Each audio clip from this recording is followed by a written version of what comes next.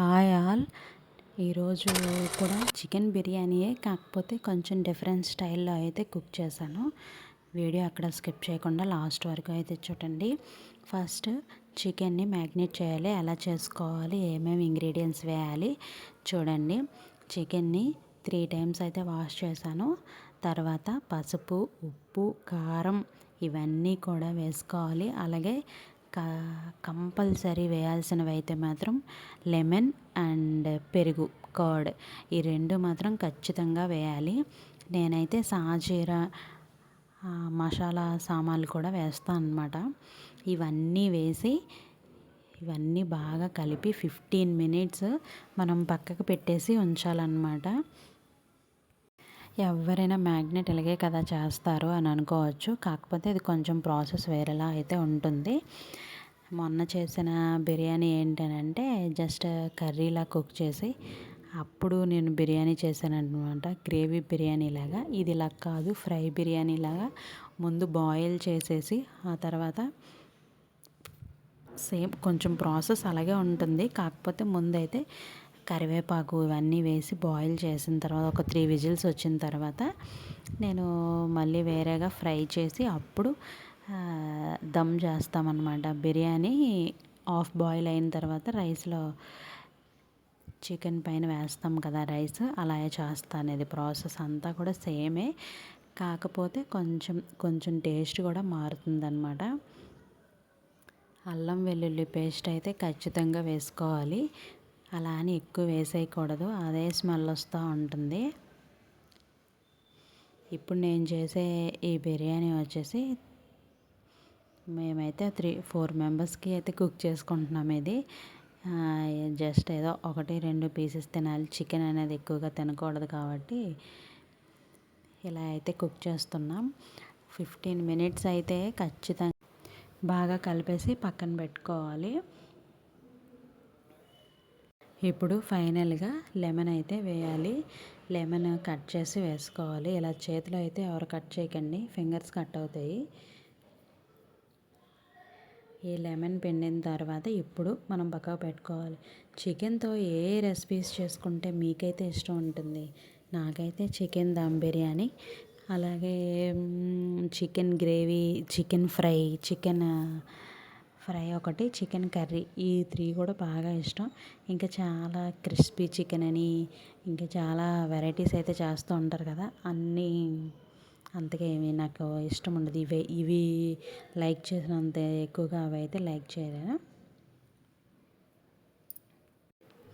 అందుకే నిమ్మకాయ పిండేటప్పుడు జాగ్రత్తగా పిండాలి. ఆ పిక్కలు ఏరుకునేసరికి టైం పుణ్యకాలం అంతా అయిపోద్ది. ఒకసారి మొత్తం కలిపేసుకోవాలి.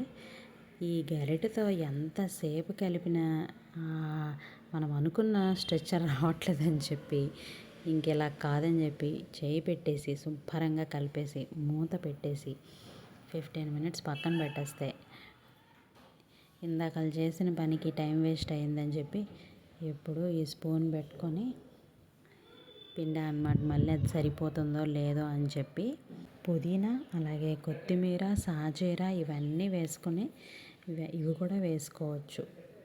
మర్చిపోయాను నేను ముందు. తర్వాత ఎలాగో ఇంట్లో అన్నీ ఉన్నాయి కదా, ఇవి కూడా వేస్తాం అని చెప్పి వేసా.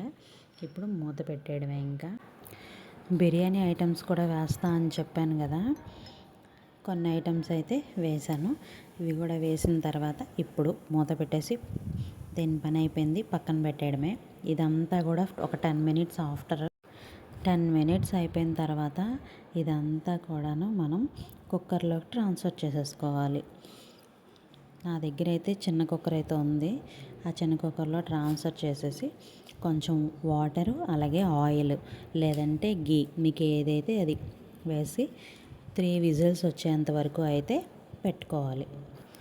ఇప్పుడు కుక్కర్ మూత అయితే పెట్టేసుకొని చూసారు కదా, ఆయిల్ కూడా వేసాను. అంతే, ఇంకా ఇలా మూత పెట్టేసుకుని ఒక 3 విజిల్స్ అయిన తర్వాత మనము ఓపెన్ చేసి ఎలా ఉందో అయితే చూద్దాం. ఈ కుక్కర్ అయితే గ్రీన్ చెఫ్ అన్నమాట. ఈ కుక్కర్ మోడల్ నేను తీసుకుని 3 ఇయర్స్ పైనే అవుతుంది.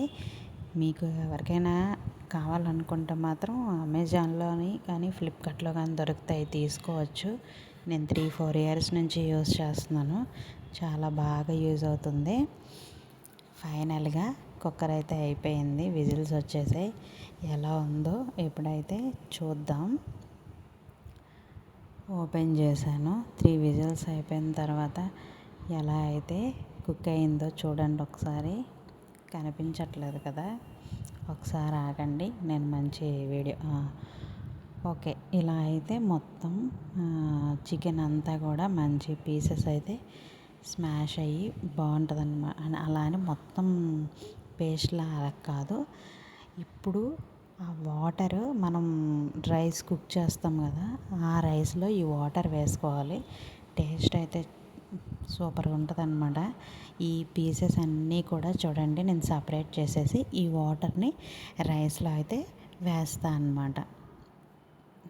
ఒకసారి చూడండి, మీకు డీటెయిల్డ్గా అర్థమవుతుంది. ఇలా సపరేట్ చేసేసి ఇప్పుడు మళ్ళీ వీటిని జస్ట్ ఆయిల్ వేసి మళ్ళీ కొంచెం ఫ్రైలాగా వేపిన తర్వాత నెక్స్ట్ ప్రాసెస్ కూడా చూడండి ఎలా ఉంటుందో. స్టవ్ మీద సిమ్లో పెట్టుకొని మళ్ళీ మనం ఒకసారి ఫ్రై లాగా వేపుతూ ఉంటే కొంచెం వాటర్ ఏమైనా ఉంటే ఆ వాటర్ అంతా ఇంకుతుంది అనమాట. మీకు బిర్యానీ ఎలా అయితే ప్రిపేర్ చేస్తానో ఆల్రెడీ లాస్ట్ వీడియోలో పోస్ట్ చేశాను, అది చూడకపోతే ఆ వీడియో ఒకసారి చూడండి. ఇప్పుడు ఇది కొంచెం ఫ్రై అయిన తర్వాత ఆ వాటర్ ఆల్రెడీ ముందు చికెన్లో తీసుకున్న వాటర్ రైస్లోని అలాగే ఇందులో కూడా యాడ్ చేశాను అన్నమాట.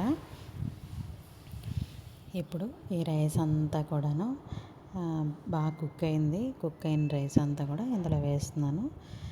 న్యాచురల్ కలర్ నెయ్యి అండ్ టర్మరిక్ కలిపి ఇలా జస్ట్ కొంచెం లైట్ షేడ్ ఎల్లో షేడ్ అలా రావటం కోసం అయితే వేస్తున్నాను. అలాగే ఫ్రైడ్ ఆనియన్స్ వేసేసాను. ఇంకా అయిపోయింది. ఇది వచ్చేసి ఫ్రై బిర్యానీ అన్నమాట. ఫినిషింగ్ గార్నిష్ అయితే పుదీనా కొత్తిమీర ఇవన్నీ వేసుకొని చేసేసుకోవడమే. ఇంకా ఫ్రై బిర్యానీ అయితే ఫైనల్గా అయిపోయింది. ఎలా ఉందో చూడండి. నేను ఇప్పుడు మేము ఆల్రెడీ ప్లేట్లో వేసుకున్న తర్వాత ఎలా అనిపించింది, ఇలా కుక్ చేసుకుంటే బాగుంటుందా అని మీరు కూడా ఒకసారి ట్రై చేయండి. ట్రై చేసి కామెంట్ సెక్షన్లో కామెంట్ చేయండి.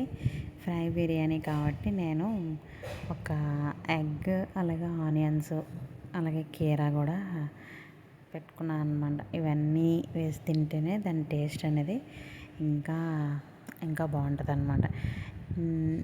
కచంబరి ఇదేంటంటే నేను కీరా ఆనియన్స్ లైట్గా పచ్చిమిర్చి చిన్న చిన్న పీసెస్లో కట్ చేసి ఇలా చేస్తాను అనమాట. ఇది టేస్ట్ అదిరిపోద్ది అసలు.